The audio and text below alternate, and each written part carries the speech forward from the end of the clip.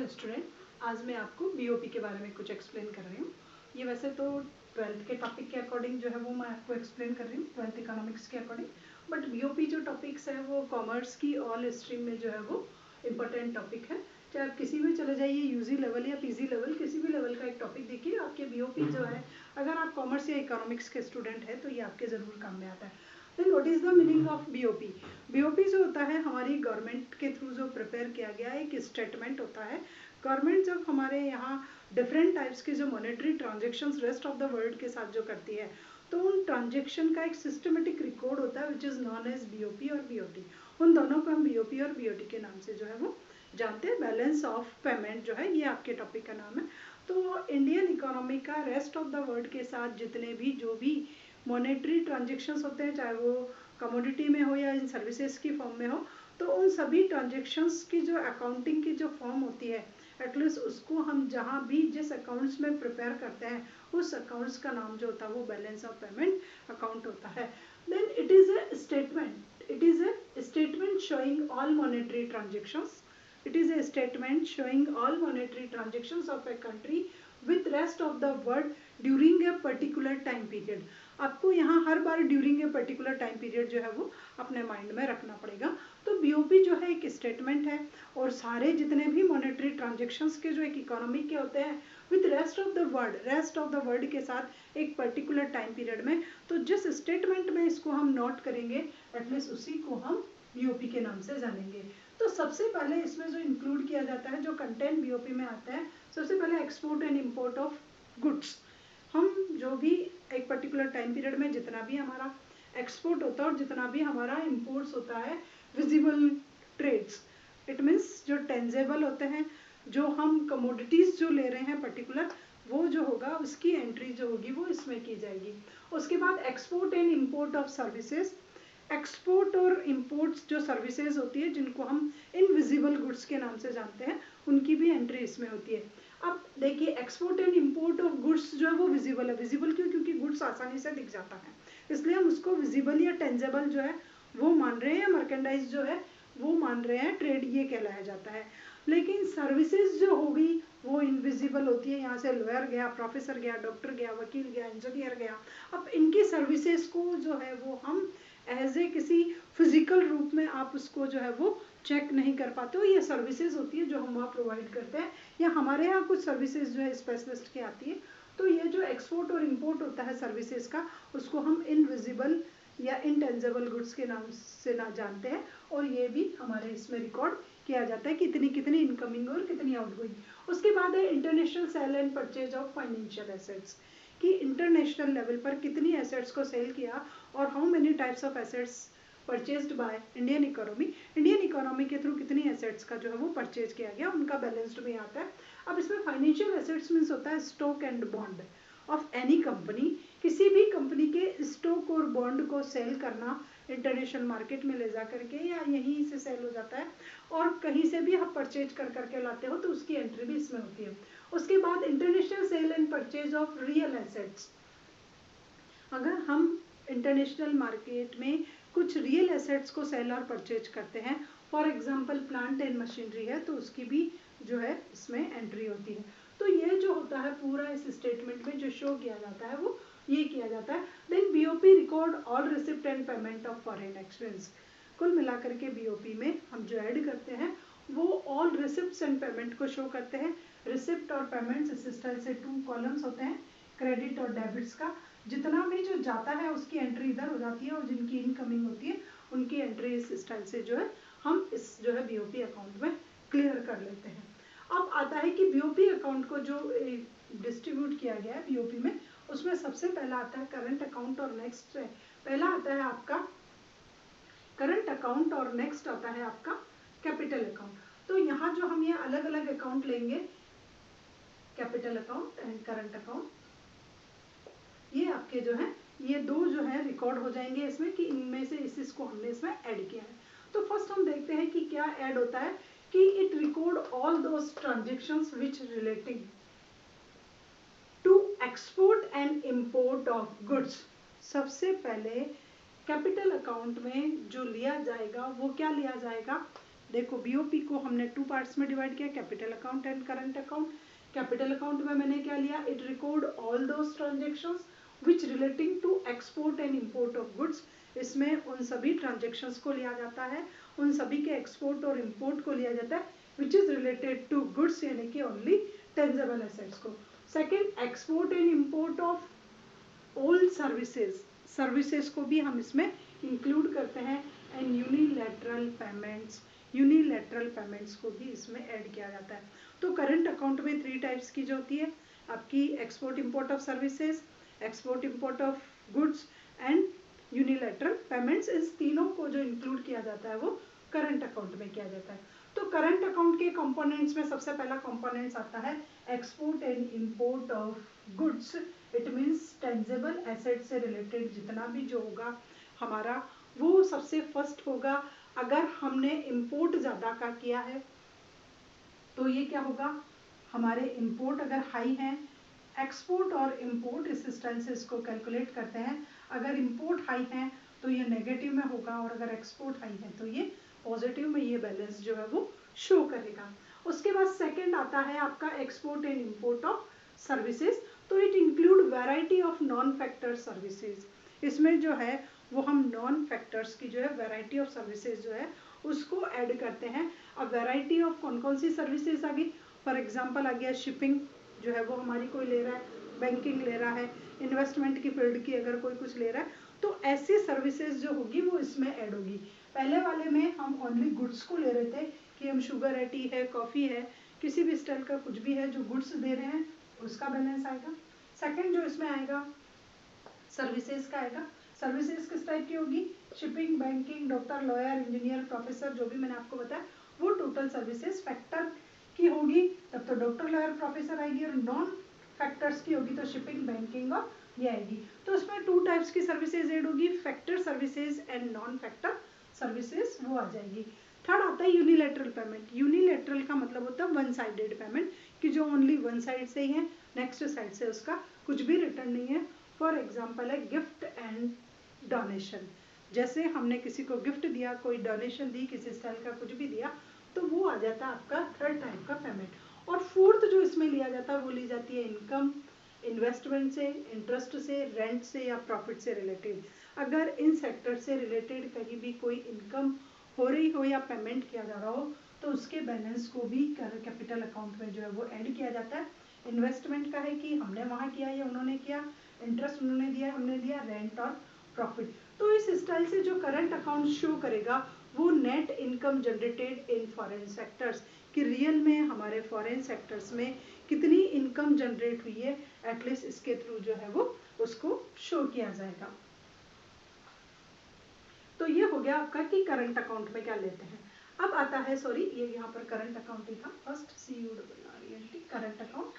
Current account में हम ये जो चीजें देखते हैं, एक्सपोर्ट इंपोर्ट ऑफ गुड्स, उसके बाद export import of services, unilateral payments, और नेक्स्ट आता है आपका इनकम इन्वेस्टमेंट। तो फर्स्ट जो पार्ट था वो था आपका करंट अकाउंट से रिलेटेड, कि करंट अकाउंट में क्या क्या जो है चीजें आती है और उसको कैसे लिया जाता है। अब आता है कि करंट अकाउंट के बैलेंस को किस स्टाइल से इवेल्युएट किया जाएगा, किस स्टाइल से चेक किया जाएगा। वापस समझ लीजिए, बीओपी जो होगा वो ऑल मॉनेटरी ट्रांजेक्शंस की समरी होगी, एक स्टेटमेंट होगा, गवर्नमेंट के थ्रू प्रिपेयर किया जाएगा, ड्यूरिंग ए पर्टिकुलर टाइम होगा। बीओपी को 2 पार्ट में डिवाइड किया जाता है ऑलमोस्ट। बीओपी में जो इंक्लूड किया जाता है वो विजिबल, इनविजिबल गुड्स, उसके बाद जो international sale and purchase of assets, उसके बाद international sale and purchase of real assets जो है, इन चारों चीज़ों को इंक्लूड किया जाता है। उसके बाद इसको 2 पार्ट में डिवाइड करते हैं, current account and capital account, इसके 2 पार्ट है। करंट अकाउंट में जो लिया वो इनको लिया एक्सपोर्ट इंपोर्ट ऑफ गुड्स, उसके बाद export import of services, unilateral payments, and next जो लिया वो लिया इनकम को। यूनिलैटरल पेमेंट्स होता है one sided, gift and donation, इस स्टाइल से। अब इसकी कैलकुलेशन किस स्टाइल से की जाएगी, देखिए सबसे पहले आता है ट्रेड बैलेंस। जब आप करंट अकाउंट इस स्टाइल से प्रिपेयर करेंगे करंट अकाउंट, तो इसमें सबसे पहले आप अपने एक्सपोर्ट को लिखेंगे और उसके बाद आप उसमें से अपने इंपोर्ट को माइनस कर देंगे। एक्सपोर्ट और इंपोर्ट का जो भी बैलेंस होगा वो निकल करके आ जाएगा। इट मे बी पॉसिबल कि ये नेगेटिव में हो और इट मे बी पॉसिबल कि ये पॉजिटिव में हो। तो सबसे फर्स्ट जो कैलकुलेशन होगी वो ट्रेड बैलेंस की होगी। ट्रेड बैलेंस में हम टोटल जो है हमारा एक्सपोर्ट और इंपोर्ट उसको कैलकुलेट कर लेंगे और एक्सपोर्ट और इंपोर्ट का जो है वो बैलेंस शो करेंगे। सेकेंड स्टेज पे जो आएगा वो आएगा गुड्स एंड सर्विसेज का बैलेंस, कि रियल में अब इसमें से गुड्स एंड सर्विसेज का बैलेंस क्या है। तो गुड्स एंड सर्विसेज का बैलेंस कैलकुलेट करने के लिए जो ये हमारा टोटल बैलेंस आया है, इस टोटल बैलेंस में हम प्लस कर देंगे। इस टोटल बैलेंस में क्या प्लस कर दिया जाएगा, प्लस नॉन फैक्टर सर्विसेज की। रियल में नॉन फैक्टर सर्विसेज कौन सी थी, नॉन फैक्टर में शिपिंग है, आपकी बैंकिंग है और इन्वेस्टमेंट है। तो इसमें हम जो टोटल आपका बैलेंस आया है, ट्रेड बैलेंस जो आया, ट्रेड बैलेंस जो आया है, उस ट्रेड बैलेंस में हम ऐड कर देंगे factor services, non factor services से आपको कितना मिला है। सपोज कीजिए कि नॉन फैक्टर सर्विसेज से ये 500 है और माइनस के होंगे तो अलग कंडीशन होगी, और अगर प्लस के होंगे तो इसकी कंडीशन अलग होगी, और अगर ये प्लस के थे तो आपका 700 का बैलेंस शो हो जाएगा। तो पहले स्टेज पे देखिए एक्सपोर्ट और इंपोर्ट का बैलेंस वो निकल करके आ गया, प्लस माइनस, माइनस होगा जब ये ज़्यादा होगा, प्लस होगा जब आपका ये ज़्यादा होगा, ये आपका कहलाएगा ट्रेड बैलेंस। ट्रेड बैलेंस में हम क्या करते हैं, balance of non factor services की, जो नॉन फैक्टर सर्विसेज थी उनका बैलेंस निकालेंगे। नॉन फैक्टर सर्विसेज में मैंने आपको बताया कि शिपिंग है, बैंकिंग है, अदर सेक्टर्स है। अगर आपकी इनकमिंग हुई है तो एंट्री इधर होगी, और अगर आपने वहाँ से लिए ये सर्विसेज तो उनकी एंट्री इधर होगी कि हमने शिपिंग लिया यूएसए से, हमने बैंकिंग ली जापान से, हमने ये लिया। अब इन दोनों का जो नेट बैलेंस होगा, अगर वो पॉजिटिव है तो यहाँ ऐड हो जाएगा, और अगर नेगेटिव है तो वो अगेन माइनस हो जाएगा। सपोज कीजिए ये माइनस में होता कि हमने नॉन फैक्टर सर्विसेज ज़्यादा हायर की है, तो ऑलरेडी पहले भी ये माइनस में था, अगेन ये माइनस में कन्वर्ट हो गया, तो आपका -700 जो है वो आंसर निकल करके आएगा। तो यहाँ पर ये बात क्लियर हो गई, ये निकल करके आ गया आपका गुड्स एंड सर्विसेज का बैलेंस। थर्ड स्टेज पर आता है कि ये गुड इनविजिबल बैलेंस जो है, उस इनविजिबल बैलेंस को आपको कैलकुलेट करना है। तो इनविजिबल बैलेंस कैसे निकल करके आएगा, नेक्स्ट थर्ड स्टेज पर आपको करना है इनविजिबल बैलेंस या इनविजिबल ट्रेड बैलेंस। तो इनविजिबल ट्रेड बैलेंस को कैलकुलेट करने का जो फॉर्मूला है वो आपके ये है कि balance from non factor services, balance from non factor services suppose कीजिए कि प्लस 200 रुपीज़ है, कि हमने उन लोगों को सर्विसेज ज़्यादा दिए, तो ये बैलेंस ऑफ टू फैक्टर्स जो है वो आपका आ गया 200 रुपीज़, इसमें से प्लस बैलेंस ऑफ इनकम। अब आपकी टोटल इनकम का क्या बैलेंस है उसको आप इसमें से ऐड कर दीजिए। ये तो थे नॉन फैक्टर्स का बैलेंस, अब इसमें प्लस कर दीजिए आपका बैलेंस ऑन इनकम की, जो इनकम आपने वहाँ से जनरेट की है किसी अदर फॉर्म में, रेंट, इंटरेस्ट, इन्वेस्टमेंट, जो मैंने आपको यहाँ बताया कि यहाँ पर रेंट, इंटरेस्ट और इन्वेस्टमेंट में उसके बैलेंस को आप यहाँ पर ऐड कर दीजिए। अब ये भी आपका प्लस और माइनस कुछ भी हो सकता है, तो इस स्टाइल से आपका ये नेक्स्ट स्टेप का आंसर निकल करके आ जाएगा कि बैलेंस ऑन इनकम। अब आपको क्या करना है, जो भी आपका ट्रेड बैलेंस था और जो आपका इनविजिबल बैलेंस था, इन दोनों को ऐड करना है। तो ट्रेड बैलेंस तो था ये और इनविजिबल बैलेंस था ये, यानी कि इन दोनों को ऐड करना है। ये तो थे 500 और ट्रेड बैलेंस जैसे मैं आपको बताऊं कि मेरा था -500, इट मीन्स ये हो गया 0। तो यहाँ पर ये फोर्थ स्टेज पर ये निकल करके आएगा। तो इस स्टाइल से जो है वो हमें करंट अकाउंट की कैलकुलेशंस को करना है।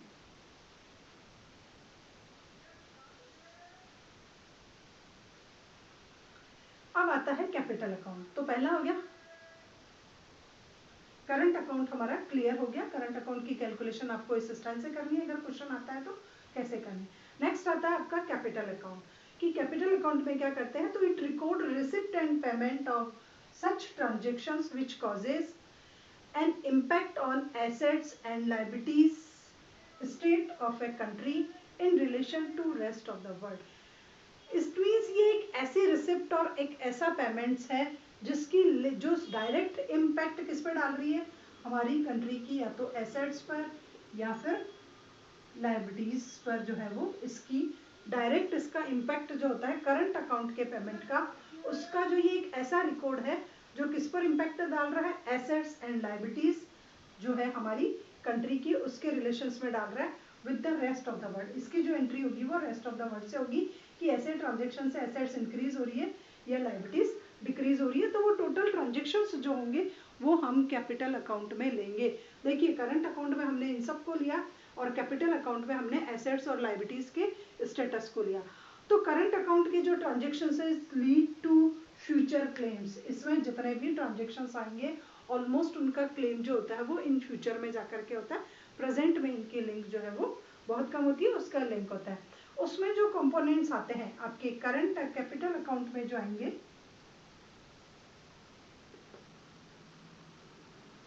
कैपिटल अकाउंट के जो कंपोनेंट्स है उसमें सबसे पहला आता है बोरोइंग। उसमें सबसे पहले हम लेते हैं बोरोइंग को।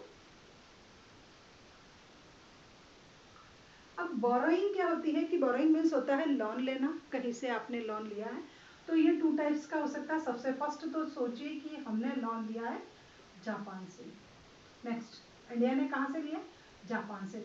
नेक्स्ट होता है कि इंडिया ने लोन यहाँ से तो दिया है और यहाँ से जो है वो जापान से लोन आया है। ये 2 टाइप्स की एंट्री होती है। हर एंट्री ऑलमोस्ट क्या होती है, डेबिट और क्रेडिट के रूप में होती है। कभी हम लोन देते हैं और कभी हम लोन लेते हैं। लोन दिया इट मीन्स क्या हो गया, अगर हमने लोन दिया है यहाँ पर तो ये एसेट्स को जनरेट कर रहा है, और अगर हमने लोन लिया है इट मीन्स ये लायबिलिटीज को जनरेट कर रहा है।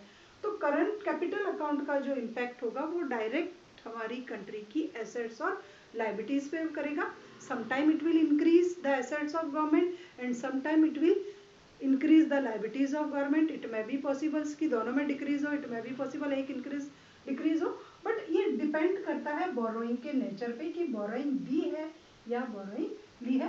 तो लोन जो होता है, सपोज कीजिए बोरोइंग में हम ओनली लोनिंग को ले कि मैंने कहीं से लोन लिया है, इट मीन्स ये मेरी लायबिलिटीज को जो है वो इंक्रीज कर रही है, और ये अगर मेरी लायबिलिटीज को इंक्रीज कर रही है तो it recorded in the credit side.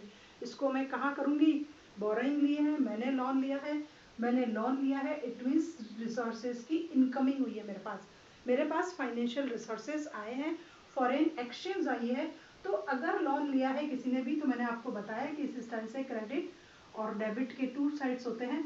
तो यहाँ मैं जो एंट्री करूँगी वो लोन की करूँगी कि मैंने जापान से 300 रुपीज़ या 300 करोड़ या 300 येन किसी का भी लोन वहाँ से लिया है। तो अगर लोनिंग की जो एंट्री होगी वो क्या होगा, देखिए बोरोइंग जो होता है इंक्रीज लायबिलिटीज, ये हमारी लायबिलिटीज को इंक्रीज कर देती है, and it recorded in the credit, क्योंकि ये कहाँ पर रिकॉर्ड की जाती है, क्रेडिट में रिकॉर्ड की जाती है। All receipt for foreign exchange recorded in credit side, जितनी भी रिसिप्ट्स जो होगी फॉरेन करेंसी की उनको हम कहाँ रिकॉर्ड करेंगे, क्रेडिट साइड में जो है वो रिकॉर्ड करेंगे। And lending to rest of the world debit side, suppose कीजिए मैंने लोन दिया है तो ये डेबिट साइड में आएगा। अगर मैंने लोन दिया है जापान को तो उसकी एंट्री यहाँ पर इस अकाउंट के कैपिटल अकाउंट के जो है वो डेबिट साइड में होगी, because lending to rest of the world जो होता है वो डेबिट साइड में होता है, क्योंकि it causes flow of foreign exchange, क्योंकि ये फॉरेन एक्सचेंज के फ्लो को शो कर रहा है और ये मेरी एसेट्स को इंक्रीज कर रहा है। मैंने जापान को लोन दिया है तो यहाँ से मेरी फॉरेन एक्सचेंज का फ्लो हो रहा है, आउटसाइड द कंट्री जा रहा है, इंडियन इकोनॉमी से पैसा ट्रांसफर हो रहा है जापान को, तो इसकी एंट्री जो होगी वो डेबिट साइड में होगी। क्लियर हो गया फर्स्ट। सेकंड इसके अंतर्गत आता है फॉरेन इन्वेस्टमेंट। पहला क्लियर हो गया लोनिंग का। नेक्स्ट आता है फॉरेन इन्वेस्टमेंट कि अगर किसी ने हमारे यहाँ फॉरेन इन्वेस्टमेंट की फॉर्म जो होती है वो भी नेक्स्ट जो है वो पावरफुल होती है, कैपिटल अकाउंट का एक इम्पॉर्टेंट पार्ट है। फॉरेन इन्वेस्टमेंट मीन्स होता है कि या तो इंडियन इकोनॉमी ने रेस्ट ऑफ द वर्ल्ड में कहीं इन्वेस्टमेंट किया या रेस्ट ऑफ द वर्ल्ड ने इंडियन इकोनॉमी में जो है वो इन्वेस्टमेंट किया। हम जो होते हैं इंटरनेशनल लेवल पर एक कंट्री दूसरी कंट्री में इन्वेस्टमेंट का जो है वो फॉर्मूला अडॉप्ट करती रहती है, और यहाँ से भी रिसोर्सेज जाते हैं और यहाँ से भी रिसोर्सेज आते हैं। तो फॉरेन जो है हमारा फॉरेन इन्वेस्टमेंट होगा वो 2 टाइप्स का होगा इन्वेस्टमेंट। फर्स्ट होता है पोर्टफोलियो इन्वेस्टमेंट और सेकंड होता है एफडीआई। फॉरेन इन्वेस्टमेंट के हमारे टाइप्स जो है वो 2 हैं। फर्स्ट है आपका पोर्टफोलियो और सेकंड है आपका FDI, foreign direct investment. 2 types से जो है वो इन्वेस्टमेंट होता है।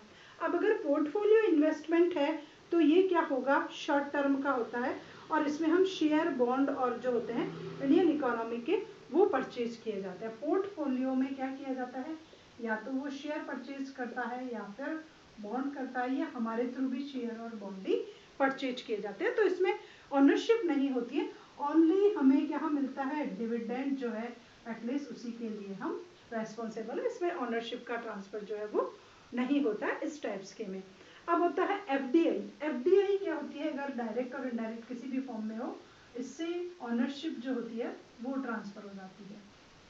इसमें क्या होता है, ऑनरशिप का ट्रांसफर जो होता है वो हो जाता है क्योंकि हमारी जो कंपनी थी इंडियन कंपनी, अब उस पर जो है फॉरेन गवर्नमेंट या फॉरेन इंस्टीट्यूशंस जो है वो उसका राइट हो जाता है। तो यहाँ पर क्या होगा, दो चीजें हो गई, इन्वेस्टमेंट, इन्वेस्टमेंट में भी वही होगा, अगर हमने किया है तो रिसोर्सेज का फ्लो हो रहा है। देखो अगर हमने किया है तो एंट्री डेबिट साइड में होगी, और हमारे यहाँ किसी ने किया है तो उसकी एंट्री क्रेडिट साइड में होगी। पोर्टफोलियो इन्वेस्टमेंट, अगर इंडियन इकोनॉमी ने शेयर परचेज किए जापान की किसी कंपनी ने, तो यहाँ से इंडियन रुपीस का ट्रांसफर जापान में हुआ तो डेबिट साइड में आएगा। और अगर जापान की किसी कंपनी ने इंडियन कंपनी के शेयर परचेज किए हैं तो फॉरेन एक्सचेंज रिजर्व मिलने की वजह से उसकी एंट्री क्रेडिट साइड में होगी। सेम जो है फॉर्मूला वो एफडीआई के साथ होगा। एफडीआई में ऑलमोस्ट ओनरशिप का ट्रांसफर होता है। अगर उन्होंने किसी हमारी डोमेस्टिक जो है उसको ओवरटेक कर लिया, उसमें पार्टनरशिप कर ली, मैनेजमेंट किसी भी तरीके से कंट्रीब्यूशन हो गया या इन्वेस्टमेंट किया, तो यहाँ पर फॉरेन एक्सचेंज मिला है तो क्रेडिट साइड में होगा। और अगर इंडियन इकोनॉमी ने किसी अदर कंट्री में जाकर के वहाँ की डोमेस्टिक इंडस्ट्री में कुछ जो है वो एफडीआई दी है तो उसकी एंट्री जो है वो यहाँ पर होगी। ये भी क्लियर हो गया डेबिट और क्रेडिट साइड का। नेक्स्ट आता है एनआरआईज डिपॉजिट। एनआरआईज डिपॉजिट जो होता है वो भी हमारे कैपिटल अकाउंट का जो है वो एक मोस्ट इम्पॉर्टेंट पार्ट होता है कि आउटसाइड द कंट्री जो भी एनआरआईज है, अगर वो इंडियन इकोनॉमी में इन्वेस्ट करना चाह रहे हैं, अगर वो इंडियन इकोनॉमी में इन्वेस्ट करना चाह रहे हैं तो ये जो होगा वो भी फंड को जनरेट करेगा। देखो एनआरआईज अगर कोई इंडियन अपने घर पे पैसा भेज रहा है तो उसकी एंट्री यहाँ नहीं होती है। अगर वो यहाँ इन्वेस्टमेंट कर रहा है किसी इंडस्ट्री में या गवर्नमेंट को लोन देने का काम कर रहा है तो उसकी एंट्री होगी। तो एनआरआई ने क्या किया, इंडियन इकोनॉमी में फाइनेंस एक्शंस को सेंड किया। इट मीन्स हमारे यहाँ रिजर्व की एंट्री आ रही है, हमारे यहाँ क्या हो रहा है, पैसा आ रहा है। तो अगर पैसा आ रहा है किसी भी तरीके की तो उसकी एंट्री हम कहाँ करेंगे, उसकी एंट्री कि देखो जो लाइबिलिटीज होगी वो क्रेडिट साइड में रिकॉर्ड की जाएगी और जो होगा वो डेबिट साइड में होगा क्योंकि इट कॉजेज फ्लो। तो यहाँ पैसा आ रहा है तो इसकी एंट्री क्रेडिट साइड में करेंगे क्योंकि हमें रुपीस मिल रहा है। और अगर किसी इंडियन पर्सन ने बाहर इन्वेस्ट किया, सपोज कीजिए यहाँ कोई जापानी रह रहा है और उस जापानी ने अपनी इकोनॉमी में यहाँ से इन्वेस्ट किया तो यहाँ से फ्लो हो रहा है तो वो डेबिट साइड में जो है वो एंट्री जाएगी। तो एनआरआईज की जो डिपॉजिट होती है वो भी पावरफुल होती है। अगर वो इंडियन इकोनॉमी में पैसा ला रहे हैं इट मीन्स ये भी एक फंड का सोर्सेज होता है और उसको हम क्रेडिट साइड में डाल देते हैं। नेक्स्ट आता है हमारा फॉरेन एक्सचेंज का बैलेंस, कि आरबीआई के पास क्या होता है, फॉरेन एक्सचेंज जो होती है वो होती है उसका बैलेंस बहुत रिच अमाउंट में रहता है।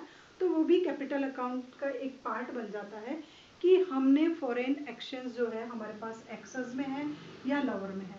अगर एक्सेस में है और हमने उसको वापस सेल कर दिया इट मीन्स फॉरेन एक्सचेंज हमारे यहाँ से चली गई, और अगर लोअर है और हम वहाँ से परचेज कर करके ला रहे हैं इट मीन्स हम रिसोर्सेज जनरेट कर रहे हैं तो वो क्रेडिट साइड में आ जाएगा। तो इस स्टाइल से ये जो है हमारे बीओपी के टू पार्ट है, capital account and current account.